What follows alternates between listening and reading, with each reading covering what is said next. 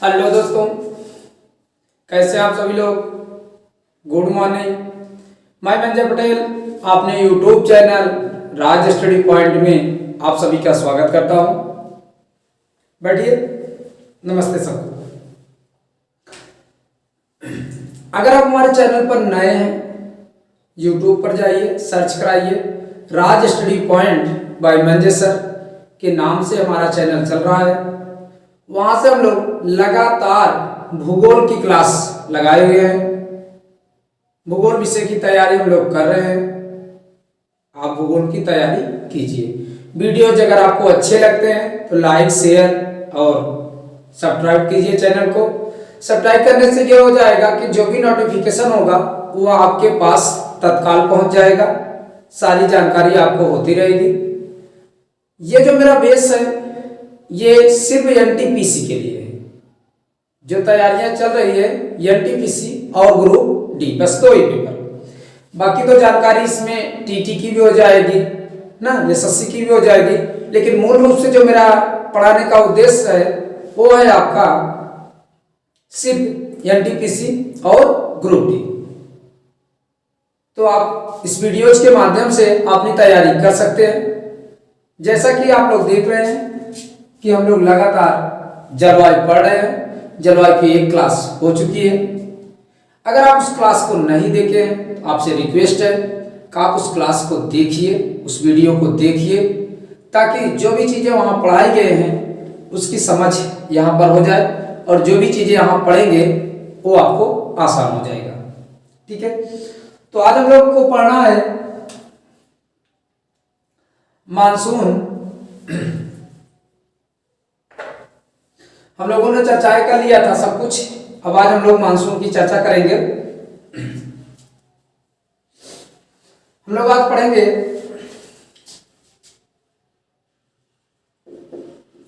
आता हुआ मानसून। कौन सा? आता हुआ मानसून। ठीक है, तो आज हम लोग इसका अध्ययन करेंगे।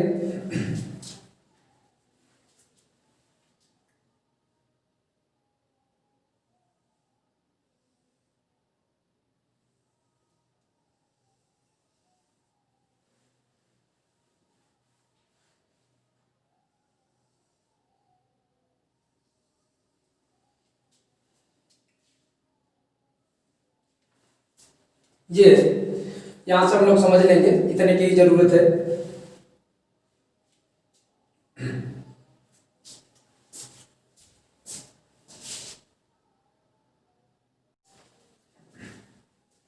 ठीक है, ये आता हुआ मानसून या इसी को हम लोग बोलेंगे दक्षिण पश्चिम मानसून। क्या बोलेंगे? दक्षिण पश्चिम मानसून। ठीक है, आता हुआ मानसून या दक्षिण पश्चिम मानसून। आइए, हमने आपको बताया था इस साइड है आपका बंगाल की खाड़ी,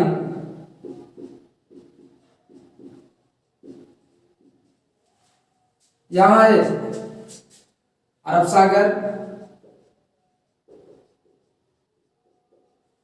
और यहां है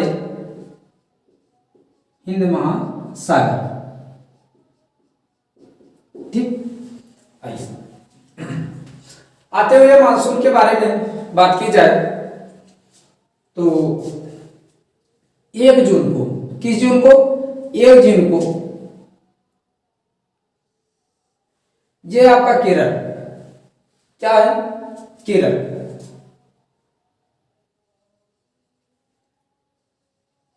ये 3 पॉइंट देखिए। ठीक, ये केरल है। मानसून आएगा कितने तारीख को? 1 जून को। 1 जून को मानसून आएगा। किससे टकराएगा? केरल। कौन से राज्य में? केरल। ये आपका केरल। केरल में 3 पहाड़ियां हैं। केरल में 3 पहाड़ियां हैं। कौन कौन सी पहाड़ियां हैं? एक है नीलगिरी, एक हो गया नीलगिरी। दूसरा है अन्नामलाई, अन्नामलाई। और तीसरी है कार्डमम। क्या है? कार्डमम। ये 3 पहाड़ी हो गई। कौन सी? नीलगिरी, अन्नामलाई और कार्डमम। होगा क्या, 1 जून को जब मानसून आएगा तो इस तरीके से आएगा मानसून, लेकिन जैसे ही केरल राज्य में पहुंचेगा इन पहाड़ियों से टकराएगा, इन पहाड़ियों से टकराएगा।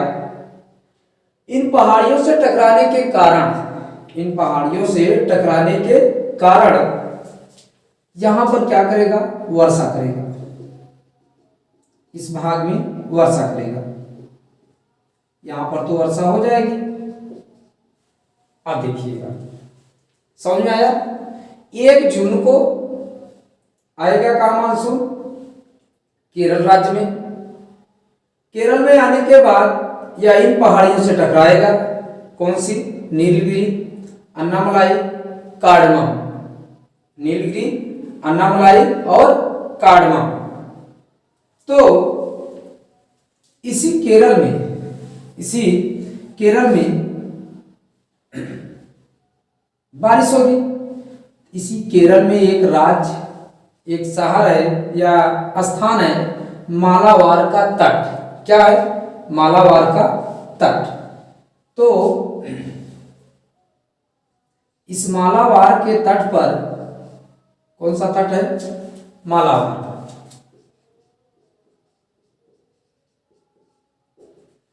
मालाबार के तट पर बाढ़ आती है। क्या आएगी? मालाबार के तट पर बाढ़ आएगी। किस मानसून के कारण आएगी? आते हुए मानसून के कारण। कब? 1 तारीख से मानसून आना प्रारंभ होगा। इन पहाड़ियों से टकराएगा। टकराने के बाद इस साइड में केरल में तो वर्षा करेगा, तो केरल में वर्षा होने के कारण यहाँ बाढ़ आएगी, जिसमें से मालाबार तट है, यहां पर भी क्या आएगी? बाढ़ आएगी। क्या आएगी? बाढ़ आएगी। अब दूसरी तरफ देखिए, यह भाग है आपका तमिलनाडु का। यह भाग है आपका तमिलनाडु का। यह भाग है आपका तमिलनाडु का। किसका है? तमिलनाडु का। अब आप हमको ये बताइए कि इस भाग में तो वर्षा हो जाएगी, लेकिन जब वर्षा करेगा बादल, टकराने के बाद जब वर्षा करेगा तो उसकी नमी क्या होगी? कम हो जाएगी। नमी क्या हो जाएगी? कम हो जाएगी। तो ऊपर से चलेगा। जब ऊपर से चलेगा तो इस तमिलनाडु में पहाड़ियां नहीं है। तमिलनाडु में पहाड़ियां नहीं है। तो जब तमिलनाडु में पहाड़ियां नहीं है तो बादल टकराएगा नहीं। बादल टकराएगा नहीं, और जब टकराएगा नहीं तो इस तमिलनाडु में वर्षा करेगा नहीं। तमिलनाडु में वर्षा नहीं करेगा। क्यों? क्योंकि तमिलनाडु में पहाड़ियां नहीं है, और जब यहाँ पर बादल बारिश करता है तो उसमें नमी की मात्रा कम हो जाती है, और जब नमी की मात्रा कम हो जाएगी तो बादल क्या हो जाएंगे? हल्के हो जाएंगे। कैसे हो जाएंगे? हल्के हो जाएंगे।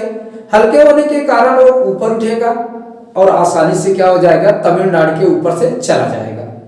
तमिलनाडु के ऊपर से चला जाएगा।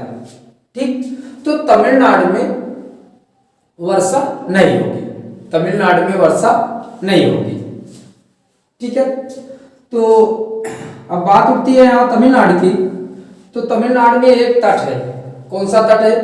कोरोमंडल। कोरोमंडल कहाँ है? तमिलनाडु में। कहाँ है? तमिलनाडु में। तो कोरोमंडल तट पर वर्षा नहीं होगी, इसीलिए इस भाग को हम लोग नाम देते हैं जहां पर बारिश के समय वर्षा नहीं होगी, उस भाग को हम लोग एक नाम देते हैं वृष्टि छाया प्रदेश। कौन सा? वृष्टि छाया प्रदेश। किसको कहेंगे? कोरोमंडल तट को, जो कि तमिलनाडु में है, और इसी को हम लोग कहते हैं वृष्टि छाया प्रदेश। क्यों? क्योंकि इस भाग में वर्षा नहीं हुई। वर्षा ना होने के कारण यह भाग क्या रहेगा? सूखा रहेगा, इसलिए इसको हम लोग क्या कहेंगे? वृष्टि छाया प्रदेश कहेंगे। इतनी बात क्लियर? हाँ, अगर बात करते हैं तो ये मौसम जो चलता है 1 से लेकर 5 जून तक, 1 से लेकर 5 जून तक। तो 5 तारीख तक जहां वर्षा होगी, उसके बाद आगे मौसम बढ़ेगा। आगे बढ़ेगा तो ये आपका एक क्षेत्र है कर्नाटक। क्या है?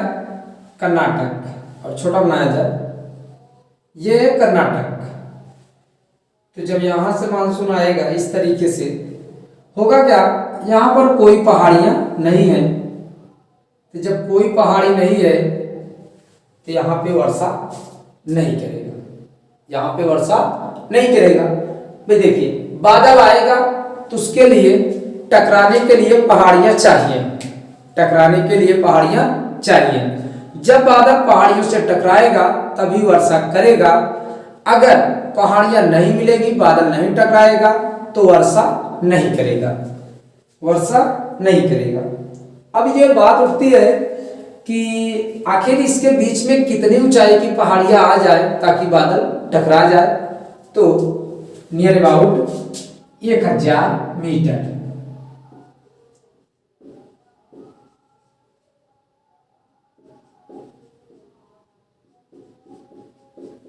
कितना?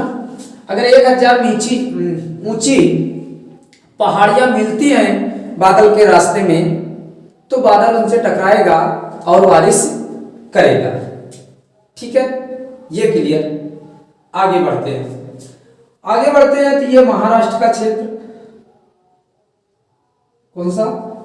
महाराष्ट्र का क्षेत्र।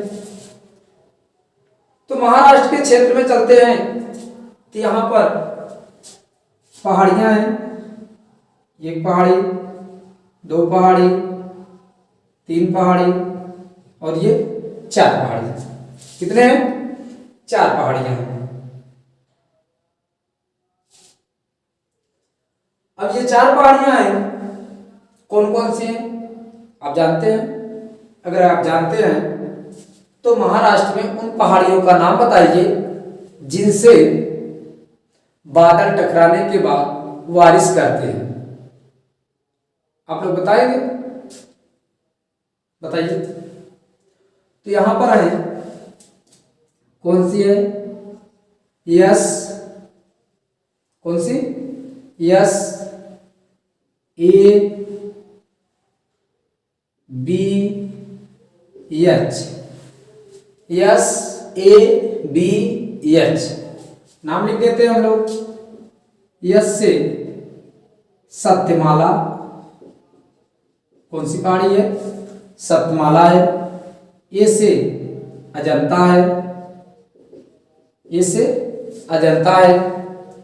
बी से बालाघाट है, बालाघाट। एच से हरिश्चंद्र।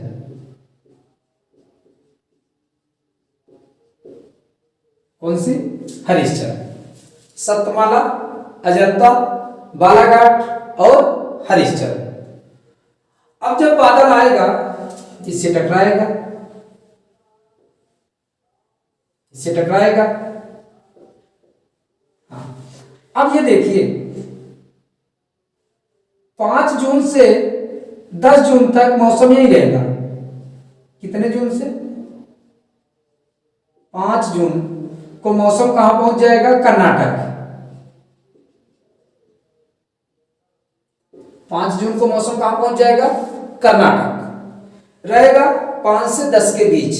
5 से 10 के बीच 10 जून को पहुंच जाएगा या कहां पे, महाराष्ट्र में। इस भाग को हम लोग क्या कहेंगे, महाराष्ट्र। चलिए ये भाग हो गया आपका महाराष्ट्र। तो 10 जून को कहां पहुंच जाएगा मौसम, महाराष्ट्र को।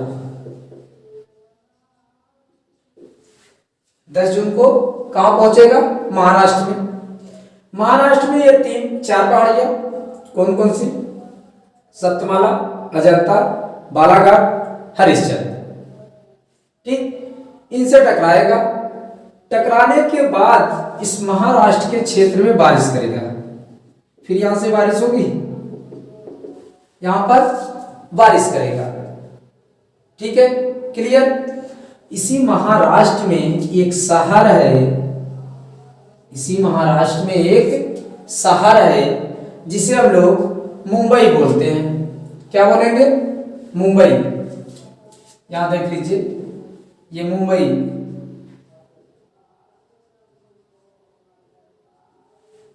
क्या है, मुंबई है। इसी बारिश के कारण मुंबई में क्या आती है, बाढ़ आती है। क्या आएगी, बाढ़। कब होगा, 10 जून के बाद जब बारिश होगी। और बारिश होने के कारण महाराष्ट्र में क्या आएगी, बाढ़ आएगी। क्या आएगी, बाढ़ आएगी। इतना क्लियर कि 10 जून को मौसम कहां आ जाएगा, महाराष्ट्र में। महाराष्ट्र में कुछ पहाड़ियां हैं, सतमाला, अजंता, बालाघाट, हरिश्चंद्र। इनसे टकराएगा। टकराने के बाद इस भाग में बारिश करेगा महाराष्ट्र में, जिसमें मैंने एक ही साल लिया है, महाराष्ट्र। तो महाराष्ट्र का एक साल मुंबई, तो मुंबई में क्या आएगी, बाढ़ आएगी। क्या आएगी, बाढ़ आएगी। जबकि यहीं पर आपका पुणे है, यहीं पर पुणे है। पुणे में होता क्या है, वहां पर कम वर्षा होगी, वहां पर कम वर्षा होगी। ठीक, पुणे में कम वर्षा होती है। आगे बढ़ेंगे।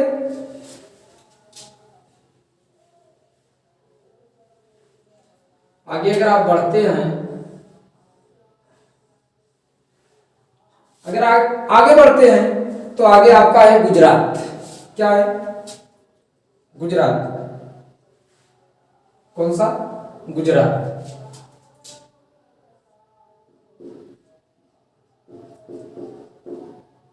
किसकी बात करते हैं, गुजरात की बात करते हैं।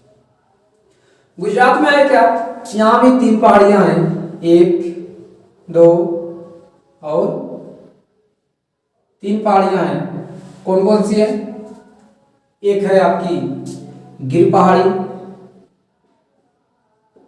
दूसरा है गिरनार पहाड़ी। एक है गिर, दूसरा गिरनार, और तीसरा है मांडव पहाड़ी। कौन सा है, मांडव। कौन कौन से हो गए,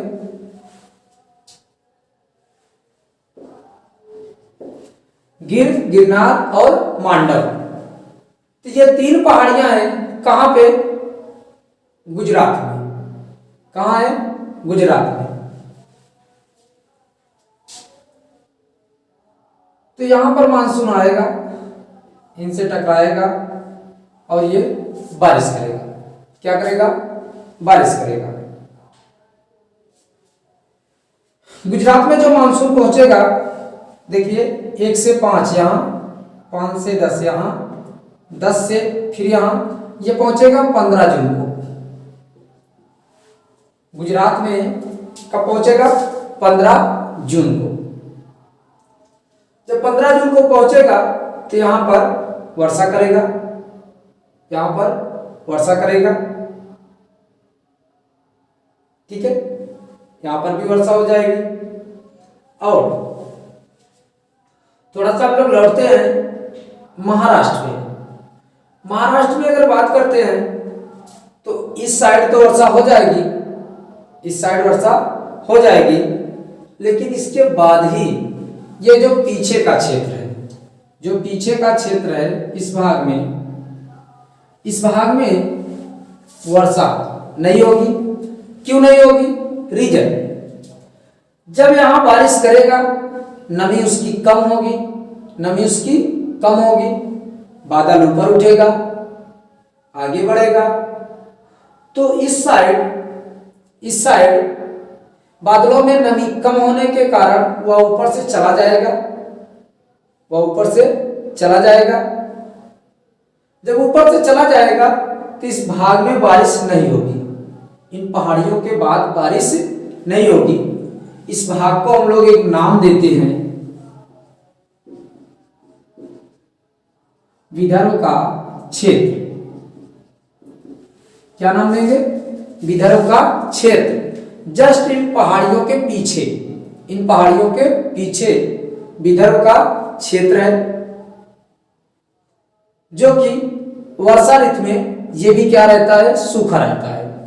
यदि ये आता हुआ मानसून के कारण इस क्षेत्र में भी वर्षा नहीं होगी। रीजन कि ये पहाड़ियों से टकराने के बाद बारिश यही हो जाती है। जैसे ही मानसून आगे बढ़ता है, बादल आगे बढ़ते हैं, उसमें नमी की मात्रा कम होती है तो वह ऊपर से चले जाते हैं, ऊपर से चले जाते हैं, तो यहाँ पर बारिश होने की संभावना नहीं होती है। तो इसलिए यह क्षेत्र क्या हो जाता है? सूखा हो जाता है। और इस क्षेत्र का हम लोग नाम देते हैं विदर्भ का क्षेत्र। कौन सा क्षेत्र देंगे? विदर्भ का क्षेत्र। ठीक है, क्लियर इतना? अगर गुजरात की हम लोग बात करते हैं तो गुजरात में एक अभ्यारण्य है, गुजरात में एक अभ्यारण्य है, और इस अभ्यारण्य का नाम है, इस अभ्यारण्य का नाम है गिर अभ्यारण्य। गिर अभ्यारण्य। कौन सा अभ्यारण्य? गिर गिर अभ्यारण्य। कौन सा अभ्यारण्य? गिर अभ्यारण्य।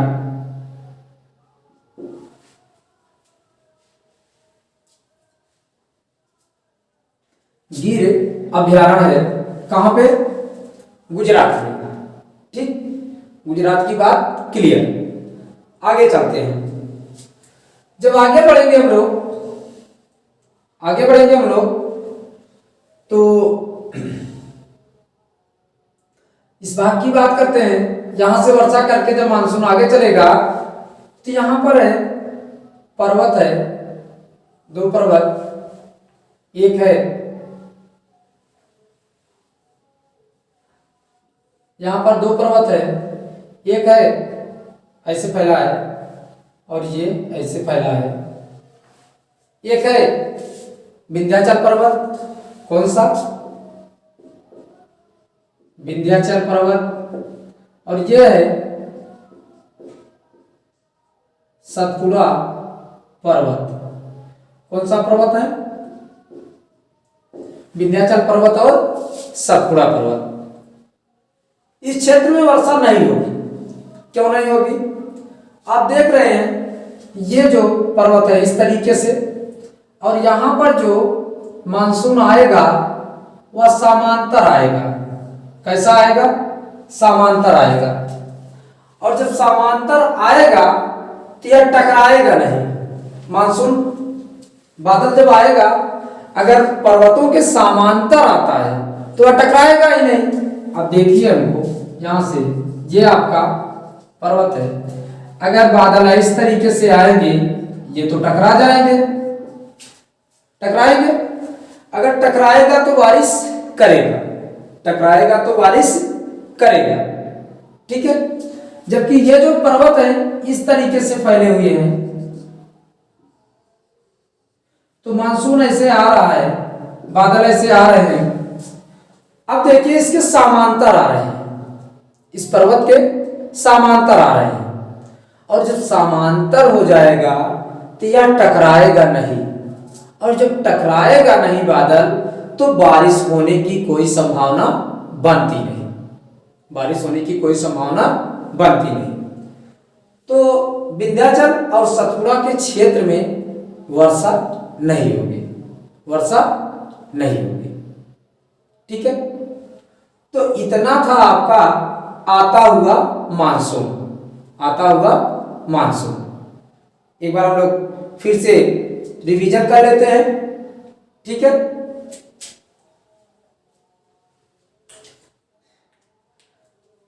आता हुआ मानसून या दक्षिण पश्चिम मानसून इस साइड से चलेगा। 1 जून को यह पहुंचेगा कहाँ? केरल में। केरल में 3 पहाड़ियां हैं जो प्रसिद्ध पहाड़ियां हैं, नीलगिरी, अन्नामलाई और कार्डमम। इनसे टकराने के बाद इस क्षेत्र में क्या करेगा? बारिश करेगा, आगे की ओर बारिश करेगा। तो इसी पर एक तट है, मालाबार का तट। क्या है? मालाबार का तट। यहां पर बाढ़ आने की संभावना या बाढ़ आती है, संभावना को खत्म कीजिए, यहां पर बाढ़ आती है। लेकिन इसके आगे ही जाएंगे, पीछे की साइड तमिलनाडु का क्षेत्र है। जब यहां बारिश हो जाएगी, नमी उसकी कम हो जाएगी बादल की, तो वह ऊपर और उठेगा और तमिलनाडु के ऊपर से चला जाएगा। तो तमिलनाडु के क्षेत्र में वर्षा नहीं करेगा। यहाँ एक कोरोमंडल तट, कोरोमंडल तट, कोरोमंडल तट पर वर्षा नहीं होगी। इसी कारण जब बारिश में वर्षा नहीं होगी जिस तट पर, उसको हम लोग एक नाम देते हैं, वृष्टि छाया प्रदेश। कौन सा नाम देंगे? वृष्टि छाया प्रदेश। 5 जून को मौसम पहुंचेगा आपका कर्नाटक में, लेकिन कर्नाटक में कोई पहाड़ियां न होने के कारण वह सीधा चला जाता है, यहां पर बारिश नहीं करेगा। 10 जून को यह पहुंचेगा महाराष्ट्र में। कहां पहुंचेगा? महाराष्ट्र में। महाराष्ट्र में ये 4 पहाड़ियां S A B H, Satmala, Ajanta, Balaghat, Harishchandra, यहां पर पहुंचेगा। इनसे टकराएगा, टकराने के कारण इस क्षेत्र में क्या करेगा? बारिश करेगा। और इसी में एक शहर बसा हुआ है, महाराष्ट्र में एक शहर है मुंबई, जिससे मुंबई में क्या आ जाती है? बाढ़ आ जाती है।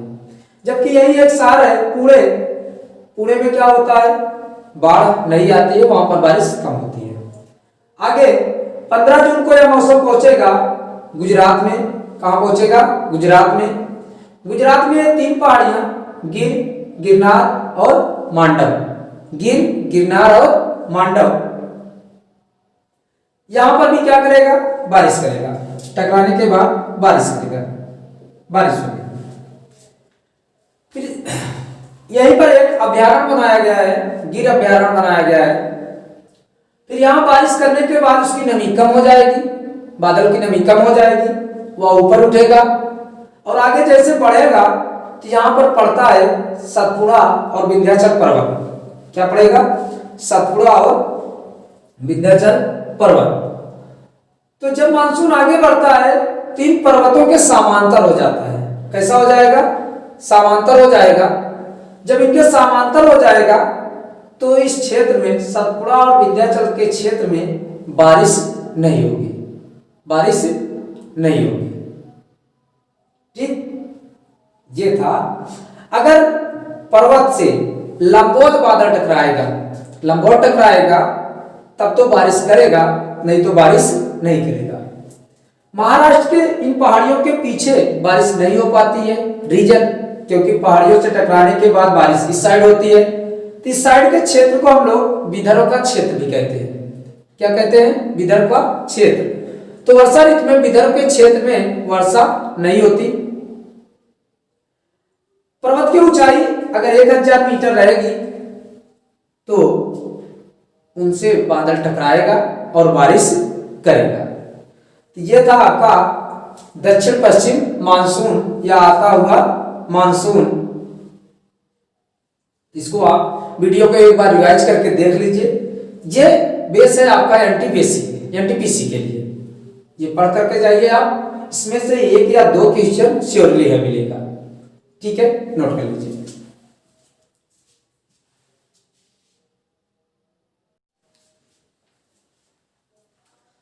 अब देखिए थोड़ा सा एक पॉइंट देखिए, बारिश होगी। अगर हम लोग बात करते हैं वर्षा को प्रभावित करने वाले कारक, वर्षा को प्रभावित करने वाले कारक क्या क्या हो सकते हैं? इस साइड लिखा है, इसको मिटा के थोड़ा बना देते हैं। एक हेडिंग कर लीजिएगा थोड़ा सा, वर्षा को प्रभावित करने वाले कारक, वर्षा को प्रभावित करने वाले कारक। तभी आप क्या देख रहे हैं, बारिश तभी हो रही है जब रास्ते में पर्वत आ रहे हैं। क्या आएंगे? पर्वत। तो नंबर 1 हो गया पर्वत। ठीक, तो वर्षा को प्रभावित करेगा क्या? पर्वत। पर्वत नहीं होगा तो वर्षा नहीं होगी। दूसरा, ये वर्षा तब होगी जब बादल बनेगा। क्या बनेगा? बादल बनेगा। तो बादल के लिए क्या चाहिए? तापमान। क्यों? क्योंकि जब तक तापमान नहीं आएगा वाष्पीकरण नहीं होगा। वाष्पीकरण नहीं होगा तो बादल बनने की कोई संभावना है नहीं। अब जब वाष्पीकरण होगा तो वाष्पीकरण के लिए किसको होना जरूरी है? जल का। किसका होना जरूरी है? जल। ये वर्षा को प्रभावित करने वाले ये 3 कारक हैं, पर्वत, तापमान और जल। पर्वत, तापमान और जल, ये वर्षा को प्रभावित करने वाले 3 कारक हैं। वीडियो को आप बढ़िया से एक बार देख लीजिए और निश्चित है, जहां तक मेरा विश्वास है कि ये चीजें आपकी क्लियर हो गई है।